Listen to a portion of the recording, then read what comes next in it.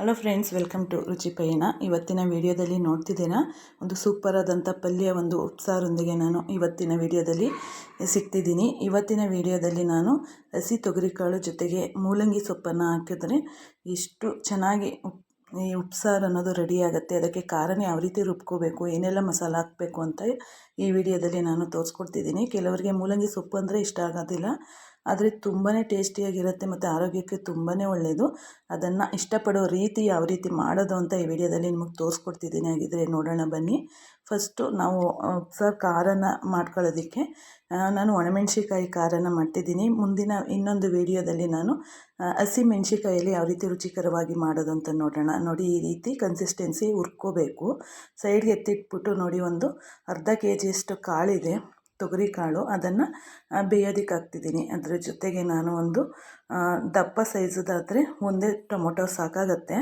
ಅದ್ರ ಜೊತೆಗೆ 1 ಕಪ್ ಆಗೋಷ್ಟು ನಾನು ಕಾಳು ಹಾಕಿದ್ನಲ್ಲ, ಅದರಲ್ಲಿ 2 ಕಪ್ ಆಗೋಷ್ಟು ನೀರನ್ನು ಹಾಕಿ ಒಂದು 3 ಟೊಮೊಟೊದು ಹುಳಿ ಟೊಮೊಟೊನ 3 ಹಾಕಿದ್ದೀನಿ. ಅದು ಬೇಯೋದ್ರೊಳಗೆ ನಾವಿಲ್ಲಿ ಮಸಾಲೆ ಖಾರನ ರುಬ್ಕೊಳ್ಳೋಣ. ನೋಡಿ, ಮೆಣಸಿಕಾಯಿಗೆ ನಾನೊಂದು 2 ಗೆಡ್ಡೆ ಬೆಳ್ಳುಳ್ಳಿ ಹಾಕಿದ್ದೀನಿ, ಮತ್ತು 1 ಸ್ಪೂನು ಮೆಣಸು, 1 ಸ್ಪೂನು ಜೀರಿಗೆ, ಒಂದು ಸ್ವಲ್ಪ ಹುಣಸೆಹಣ್ಣು, ಮತ್ತು ರುಚಿಗೆ ತಕ್ಕಷ್ಟು ಉಪ್ಪು ಮತ್ತು ಕರಿಬೇವನ್ನು ಹಾಕ್ಕೊಂಡೆ. ಮತ್ತು ನಮ್ಮ ಕಡೆ ಉಪ್ಸಾರು ಖಾರ ಅಂದರೆ ಸ್ವಲ್ಪ ಕಾಯಿ ತುರಿ ಹಾಕ್ತಾರೆ. ಒಂದು ಸತಿ ಈ ರೀತಿ ಟ್ರೈ ಮಾಡಿ, ತುಂಬಾ ಚೆನ್ನಾಗಿರುತ್ತೆ. ಮತ್ತು ಕೊತ್ತಂಬರಿ ಸೊಪ್ಪು ಇಷ್ಟನ್ನು ನುಣ್ಣಗೆ ಪೇಸ್ಟ್ ಮಾಡ್ಕೋಬೇಕು. ಜೊತೆಗೆ ನೀರನ್ನು ಜಾಸ್ತಿ ಹಾಕ್ಕೋಬಾರ್ದು.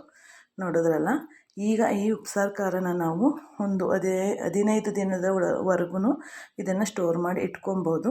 ನಮಗೆ ಒಂದೇ ಸತಿ ಈಗ ಕೆಲ್ಸಕ್ಕೆ ಹೋಗೋರು ಇರ್ತೀರ ಅಂಥವರಾದರೆ ಇದನ್ನು ಒಂದು 15 ದಿನಕ್ಕಾಗುವಷ್ಟು ಫ್ರಿಜ್ಜಿನಲ್ಲಿ ಜಾಸ್ತಿ ರುಬ್ಕೊಂಡ್ರೆ ನಮಗಾಗತ್ತೆ. ಈಗ ನಾನು ಏನು ಮಾಡ್ತಿದ್ದೀನಿ, ಒಂದು 3/4 ಭಾಗ ಖಾರನ ತೆಗೆದಿಟ್ಟು ಸೈಡ್ ಇಟ್ಕೊಂಡೆ.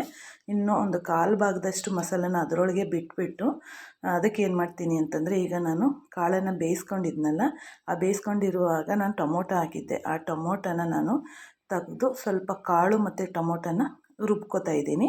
ಜೊತೆಗೆ ಇದು ರುಬ್ಬಿದ್ದಾದ ನಂತರ ಈಗ ಸೊಪ್ಪನ್ನು ನಾನು ಚೆನ್ನಾಗಿ ತೊಳೆದು ಅದನ್ನು ಸಣ್ಣದಾಗಿ ಹೆಚ್ಚಿದ್ದೆ. ಅದನ್ನು ಆ ಕಾಳೊಳಗಡೆ ಹಾಕ್ಬಿಟ್ಟು, ಈಗ ನಾವೇನು ರುಬ್ಕೊಂಡ್ವಿ ನೋಡಿ, ಟೊಮೊಟೊ ಮತ್ತು ಸ್ವಲ್ಪ ಖಾರ ಇತ್ತು, ಜೊತೆಗೆ ಸ್ವಲ್ಪ ಕಾಳು, ಹಸಿ ಕಾಳು ನಾವೇನು ಹಾಕಿದ್ವಿ ಅದನ್ನು ರುಬ್ಕೊಂಡು ಅದ್ರ ಸಮೇತ ನಾನು ಸೊಪ್ಪಿನೊಳಗೆ ಅದನ್ನು ಹಾಕಿದ್ದೀನಿ. ಜೊತೆಗೆ ರುಚಿಗೆ ತಕ್ಕಷ್ಟು ಉಪ್ಪನ್ನು ಕೂಡ ಹಾಕ್ಕೊಂಡೆ. ಅಷ್ಟನ್ನು ನಾವು ಮಿಕ್ಸ್ ಮಾಡ್ಕೋಬೇಕು. ಮಿಕ್ಸ್ ಮಾಡ್ಕೊಂಡಿದ್ದಾದ ನಂತರ ನಾನೀಗ ಏನು ಮಾಡ್ತೀನಿ, ಒಂದೇ ಒಂದು ವಿಸಲ್ ಕೂಗಿಸ್ಕೊತೀನಿ. ಅರ್ಜೆಂಟ್ ಇಲ್ಲ ಅನ್ನೋದಾದರೆ ನೀವು ಅದೇ ಲಿಡ್ ಕ್ಲೋಸ್ ಮಾಡಿದಂತೆ ಒಂದು 5 ನಿಮಿಷ ಬೇಯಿಸ್ಕೊಂಡು ಚೆನ್ನಾಗಿ ಬೆಂದೋಗ್ಬಿಡುತ್ತೆ. ಸೊಪ್ಪು ಬೇಗನೆ ಬೇಯುತ್ತೆ. ನಾನು ಏನಕ್ಕೆ ವಿಸಲ್ ಹಾಕ್ತೆ ಅಂದರೆ, ಸ್ವಲ್ಪ ಅದು ಕಡ್ಡಿ ರೀತಿ ಇರುತ್ತೆ ಮೂಲಂಗಿ ಸೊಪ್ಪುದು, ಅದೆಲ್ಲ ಚೆನ್ನಾಗಿ ಬೇಯಲಿ ಅಂತೇಳಿ ನಾನು ಒಂದೇ ಒಂದು ವಿಸಲ್ ಕೂಗಿಸ್ಕೊಂಡೆ. ಅದಾದ ನಂತರ ತೆಗೆದ್ಬಿಟ್ಟು ಈಗ ಅದನ್ನು ಸೊಪ್ಪು ಮತ್ತು ಅದರಲ್ಲಿ ಬೆಂದಿರುವಂಥ ರಸ ಇರುತ್ತೆ ನೋಡಿ, ಅದನ್ನು ಬೇರೆ ಮಾಡ್ಕೊತಿದ್ದೀನಿ. ಈಗ ಅದು ನೀರು ಎಲ್ಲ ಅದಕ್ಕೆ ಹಾಕ್ಬಿಟ್ಟು ಆ ನೀರು ಫುಲ್ಲು ಡ್ರೈ ಆಗಬೇಕು. ಅಲ್ಲಿವರೆಗೆ ನಾವು ಪಲ್ಯಕ್ಕೆ ರೆಡಿ ಮಾಡ್ಕೊಂಬಿಡೋಣ.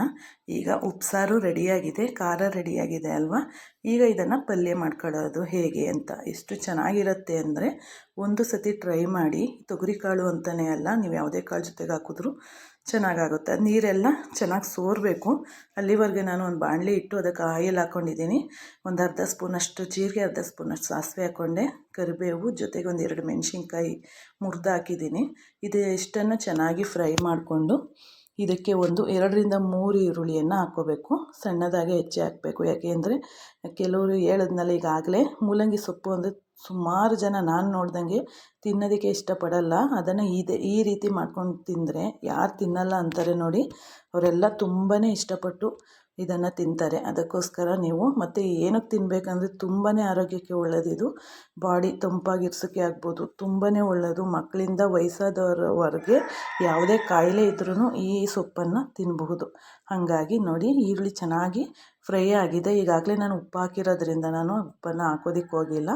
ನಿಮಗೆ ಈರುಳ್ಳಿ ಜಾಸ್ತಿ ಹಾಕಿ ನಮಗೆ ಸ್ವಲ್ಪ ಉಪ್ಪು ಬೇಕು ಅಂತಂದರೆ ಸ್ವಲ್ಪ ಹಂತದಲ್ಲಿ ಉಪ್ಪನ್ನು ಸೇರಿಸ್ಕೋಬೋದು. ಈಗ ನೋಡಿ, ಇದಿಷ್ಟನ್ನು ಮಿಕ್ಸ್ ಮಾಡ್ಕೋತೀನಿ. ಎಷ್ಟು ಬೇಗ ಎಷ್ಟು ಈಸಿಯಾಗಿ ನಾವು ಮಾಡ್ಕೋಬೋದು. ಎಲ್ಲ ಪ್ರಿಪ್ರೇಷನ್ ರೆಡಿ ಮಾಡಿಕೊಂಡು ಅಂದರೆ ಒಂದು 10 ನಿಮಿಷದಲ್ಲಿ ರೆಡಿಯಾಗಿ ಹೋಗಿಬಿಡತ್ತೆ. ಜೊತೆಗೆ ರುಚಿಯಾಗಿರುತ್ತೆ, ಆರೋಗ್ಯಕ್ಕೂ ತುಂಬಾ ಒಳ್ಳೆಯದು.